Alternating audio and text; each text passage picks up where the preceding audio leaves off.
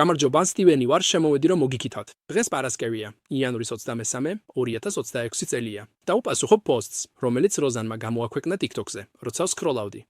პოსტი ეხებოდა ტერმინს გადატრიალებული სიწმინდე, perverse reversal. ეს არის იდეა, რომ ის რაც წმინდაა, განზრახად იბრუნება ან იბილწება. ასეთი ფორმულირება შეიძლება ძალიან ღრმად შეეხოს ადამიანს, განსაკუთრებით მათ, ვისაც ნამდვილად უნახავს ძალადობა, კორუფცია ან ღალატი იმ სისტემებში, რომლებიც თითქოს უნდა იცავდნენ. ის კითხულობდა, რატომ ხდება ეს და მგონია, რომ ამაზე ჩემი ხედვა მაქვს. როდესაც ვინმეს ასე ღრმად დაწყენინებენ, გამოსწორების, მორალური ანგარიშსწორების საჭიროება შეიძლება ძალიან ძლიერად იქცნოს. ბევრისთვის განკურნება შეუძლებლად გზნობს თავს, თუ პასუხისგებლობას არ იხილავენ. ეს იმპულსი ძალიან ადამიანურია, მაგრამ სწორედ აქ ჩნდება უფრო დიდი საფრთხე. ენერგია მიედინება იქ, სადაც ყურადღება მიდის. როდესაც ჩვენი ყურადღება მთლიანად ბნელზე ფოკუსირდება, ინვერსიის ძიებაზე, დამნაშავეების გამოვლენაზე ან კორუფციის გამუდმებულ ხილებაზე, რისკავთ, რომ სწორედ იმ მარკუშ ვამაგრებთ, რომლისგანაც თავის დაღწევას ცდილობთ. ტრაუმა ყურადღებას ზიანზე აბამს და მუდმივ ემოციურ ენერგიას ითხოვს, იმ იმედით, რომ სამართლიანობა ბოლოს და ბოლოს დააბალანსებს სასწორს.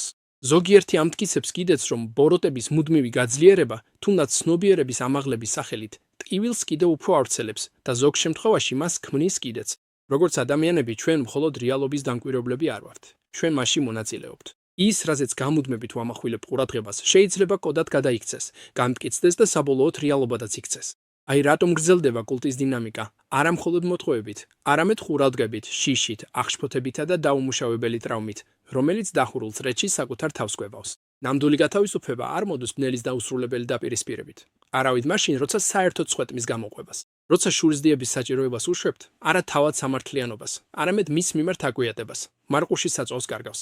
ენერგიის გარეშე ის თავისივე სიმძიმით იმბრევა. წიგნი პირდაპირ ამ პრინციპზე სამუგრობს. ნუ მისცემთ წმიდას ძაღლებს და ნუ დააღრით თქვენს მარგალიტებს ღორების წინაშე, რომ არ გათელონ ისინი ფეხქვეშ და არ შემოტრიალდნენ და არ დადგლიჭონ. მათეს სახარება, მეშვიდე თავი, მეექვსე მუხლი. აქ მარგალიტები მხოლოდ ცოდნა ან სიმართლე არ არის.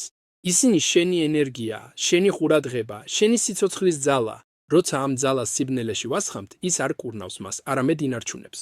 გარჩევა კი არ არის კორუფციაში უფრო დიდხანს ყურება, არამედ იმის არჩევა, სად და სად არა უნდა დავანათოთ ჩვენი სინათლე. ეს კიდევ ერთ რთულ, მაგრამ აუცილებელ კითხვას აჩენს. როცა უყურებთ საშინელ ისტორიებს, მაგალითად მეორე მსოფლიო ომის სისასტიკეებს ან რასიზმის ყველაზე ღრმა ბოროტებებს, ჩვენგან უმეტესობამ, ვინც დღეს ცოცხალია, ეს მოვლენები უშუალოდ არ განუცდია. ტანჯვა რეალური იყო, ტრაუმა რეალური იყო, მსხვერპლიც რეალური იყო, მაგრამ ჩვენ თაობების შემდეგ ხანდახან მემკვიდრეობით ტკივილს ხო არ გვინერგავენ. ტკივილი იმდენად მძიმეა, რომ ერთ თაობას ვერ შეუძლია მისი ტარება და ამიტომ უნდა გადაეცეს, ხელახლა მოყვე, ხელახლა განიცადო და გააქტიურო. ყოველთვის არა განკურნებისთვის, არამედ უბრალოდ იმისთვის, რომ ამ სიმძიმეს გადაურჩა. ანუ როდის გადადის გახსენება უბრალოდ ტკივილის გამტკიცებასა და პროგრამირებაში. ჩემი პერსპექტივიდან, მე ხო უშუალოდ არ გამივლია ეს მოვლენები, არა? ასე რომ ეს ფაქტობრივად არაფრით განსხვავდება იმისგან, რომ ვირტუალური დანა მომაწოდონ და რადგან ის ძალიან მძიმეა სატარებლად, მე მას ფიზიკურ დანად ვაქცევ და შემდეგ სხვებს გადავცემ.